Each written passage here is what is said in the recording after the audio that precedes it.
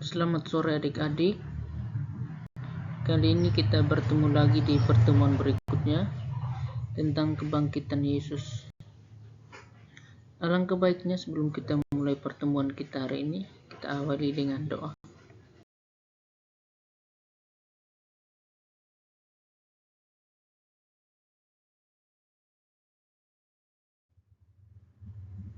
Dalam nama Bapa dan Putra dan Roh Kudus. Amin. Allah, Bapa yang Maha Kasih, Engkau telah menganugerahkan kebangkitan Yesus Putramu. Ajarlah kami ya Bapa hari ini, agar kami semakin mengimani Kristus Putramu yang telah bangkit bagi kami. Semoga melalui pembelajaran hari ini, kami semakin mengimani kepadamu dalam Yesus Putramu yang bangkit bagi kami. Demi Kristus Tuhan dan Juru Selamat kami. Amin.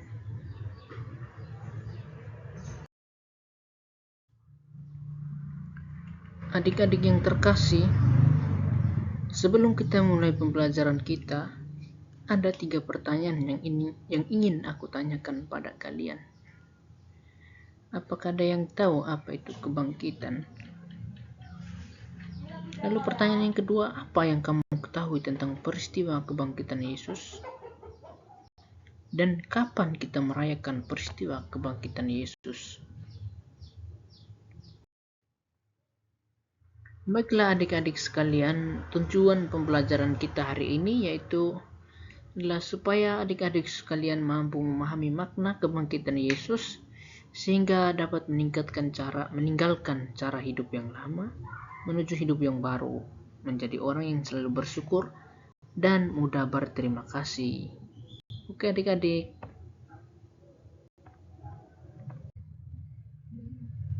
Ya adik-adik yang terkasih, pada pertemuan yang pertama ini kita akan membahas tentang kebangkitan Yesus.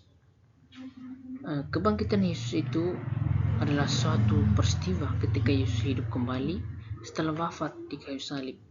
Peristiwa ini dirayakan pada hari Paskah dan dianggap sebagai bukti besar dari kuasa Allah serta kasih-Nya kepada manusia. Kebangkitan Yesus bukan hanya sebuah cerita sejarah, tetapi memiliki arti yang sangat dalam. Dengan kebangkitannya, Yesus menunjukkan bahwa kematian dan dosa bukanlah akhir dari segalanya.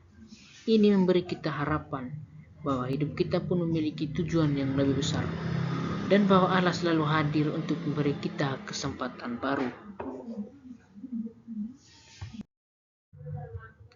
Adik-adik yang terkasih, materi kita hari ini kan tentang kebangkitan Yesus.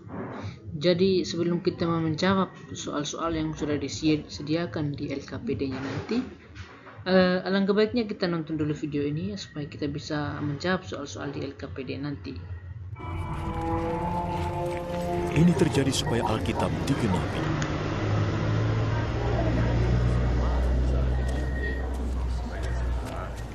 Setelah itu, Yusuf yang berasal dari kota Arimatea minta izin pada Pilatus untuk mengambil jenazah Yesus. Yusuf adalah pengikut Yesus, tapi secara diam-diam karena dia takut pada para penguasa Yahudi. Pilatus memberi izin kepadanya, maka Yusuf pun pergi mengambilnya.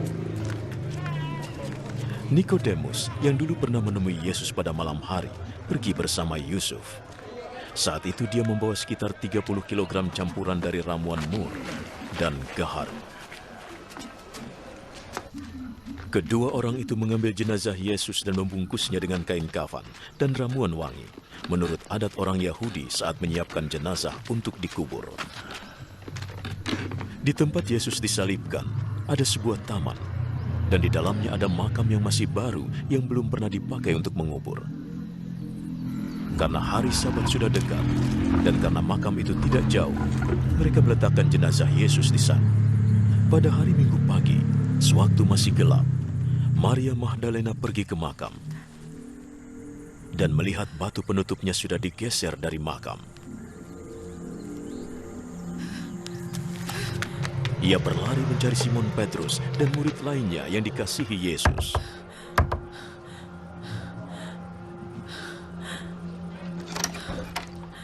Tuhan sudah diambil dari kuburnya. Aku tidak tahu di mana dia diletakkan. Lalu Petrus dan murid lain itu pergi ke makam. Kedua orang itu berlari, tapi murid lain itu berlari lebih cepat dari Petrus dan tiba lebih dulu di makam. Dia menengok ke dalam dan melihat kain kafan ada di situ, tetapi dia tidak masuk. Simon Petrus menyusul di belakangnya dan langsung masuk ke dalam makam.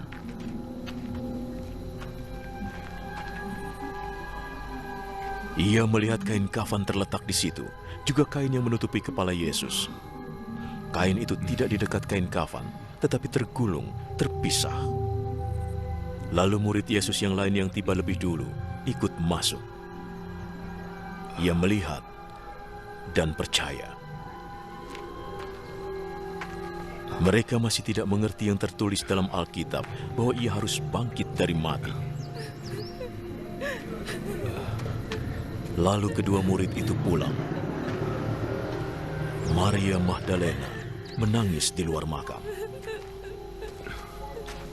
Sementara menangis, ia berjalan mendekat dan menengok ke dalam makam.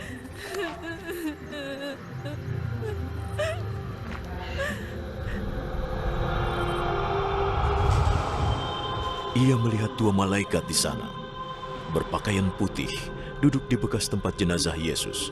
Satu di bagian kepala, satu di bagian kaki. "Ibu, mengapa engkau menangis?" mereka bertanya. Mereka mengambil jenazah Tuhanku. Aku tidak tahu di mana mereka meletakkannya. Ia menengok ke belakang dan melihat Yesus berdiri di situ.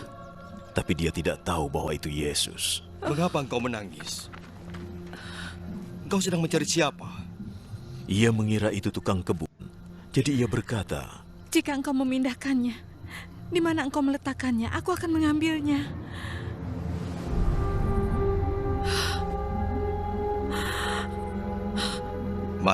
Maria menoleh padanya dan berkata dalam bahasa Ibrani, Rabuni. artinya guru. Jangan pegang aku, karena aku belum naik kepada Bapa.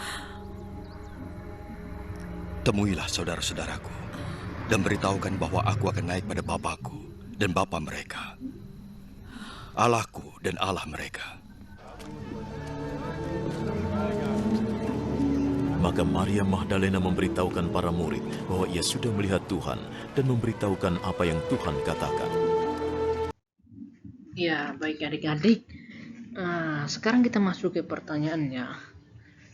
Apa yang dibahas dalam video tersebut? Lalu yang kedua, kapan kebangkitan Yesus terjadi? Pertanyaan yang ketiga, apa bukti dari kebangkitan Yesus? Dan pertanyaan yang keempat, bagaimana sikapmu melihat peristiwa tersebut? Lalu pertanyaan yang kelima, mengapa kebangkitan Yesus menjadi hal yang penting untuk kita rayakan? Baik adik-adik, peneguhannya itu kebangkitan Yesus Kristus adalah inti dari iman Kristen.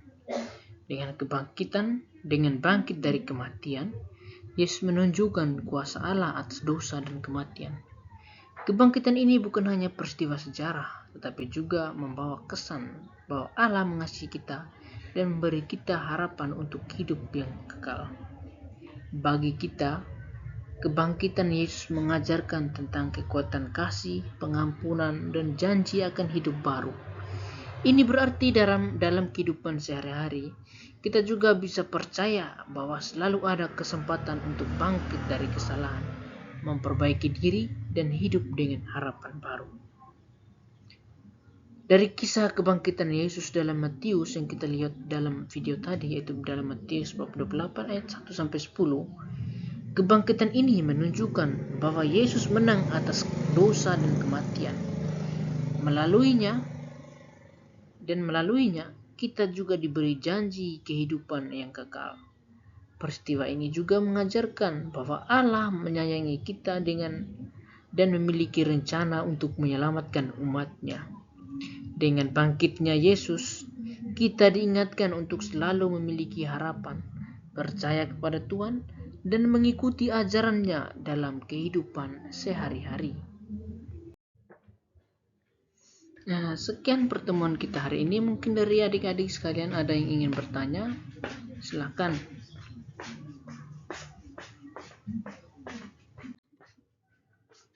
Oke, baik adik-adik, sekian pertemuan kita. Sampai jumpa lagi di pertemuan berikutnya. Terima kasih dan sampai jumpa.